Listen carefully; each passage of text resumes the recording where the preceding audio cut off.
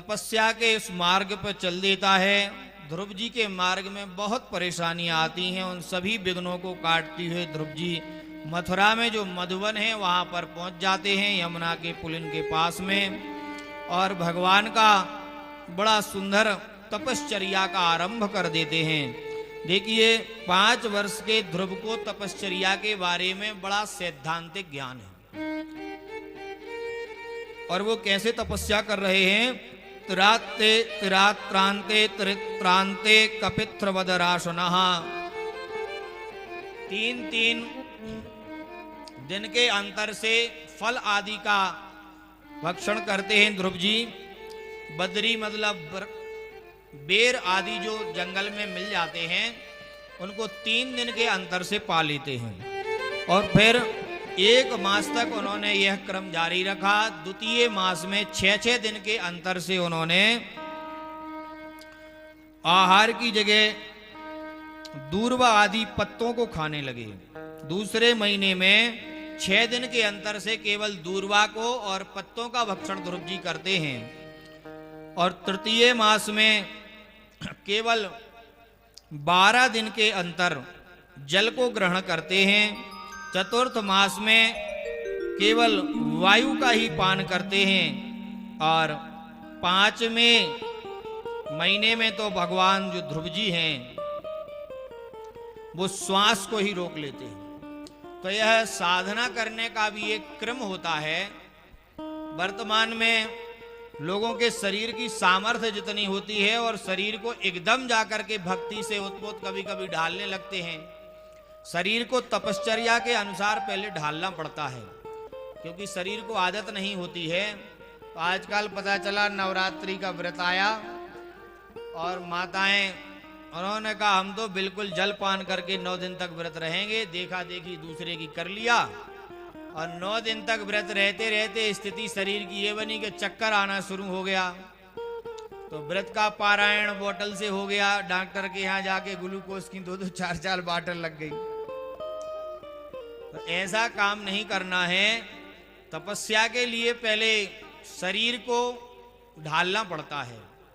जितासनो जितसंगो जितेंद्रियः, पहले आसन को जीतना पड़ता है। बैठने का अभ्यास करो, फिर श्वास को प्राणायाम करके इंद्रियों का संयम आदि का विधान आता है, फिर आहार आदि का चर्या का पालन करना पड़ता है, तब जाकर के शरीर तपस्या के लिए तैयार होता है। ध्रुव जी ने ऐसे ही किया, और जैसे ही ध्रुव ने अपने प्राणायाम को साध लिया, प्राणायाम को साधने पे जितने भी त्रिलोक में सभी देवी देवता हैं सभी की श्वास अवरुद्ध होने लगी, क्योंकि विष्टि से समृष्टि में परिणत हो गई। ध्रुव जी ने जो ध्यान लगाया, प्राणायाम चढ़ाया, तो ध्रुव जी की श्वास जैसे ही अवरुद्ध हुई, धीरे धीरे देवलोक आदि में भी सबकी श्वास अवरुद्ध होने लगी।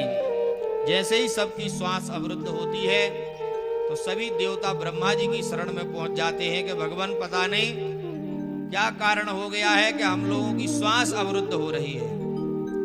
ब्रह्मा जी भगवान के पास गए और भगवान ने कहा कि आप सभी देवता चिंता न करिए, हमारा परम भक्त ध्रुव जो तपस्या कर रहा है हमारे दर्शन की इच्छा से, हमारी प्राप्ति की इच्छा से, वह उसके कारण ही आप सब लोगों की श्वास जो अवरुद्ध है, हम तत्क्षण जाकर के ध्रुव को दर्शन देते हैं।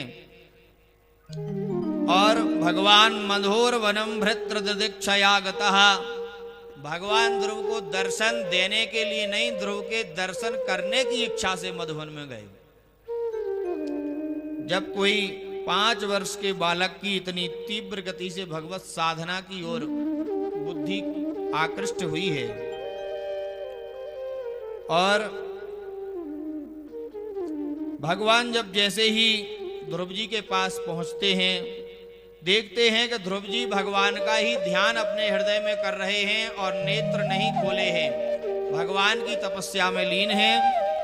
तो पस्पर्श बालम कृपया कपोले, भगवान ने जैसे ही अपना जो शंख है ज्ञान रूपी उसको ध्रुव जी के कपोल से स्पर्श करा दिया। 5 वर्ष के ध्रुव जी को वेद वेदांत का ज्ञान हो गया। और ध्रुव जी भगवान से कहने लगे, बड़े सुंदर छंदों में भगवान की स्तुति करने लगे। देखिए, जब भगवान की कृपा जिस जीव पे होती है तो कहते हैं मूकम करो तु वाचालम पंगुम लंघयते गिरिम। मूर्ख से मूर्ख व्यक्ति भी बड़े बड़े छंदबद्ध होकर के भगवान के श्लोकों को लिखने लगता है। कालिदास जी को ही देख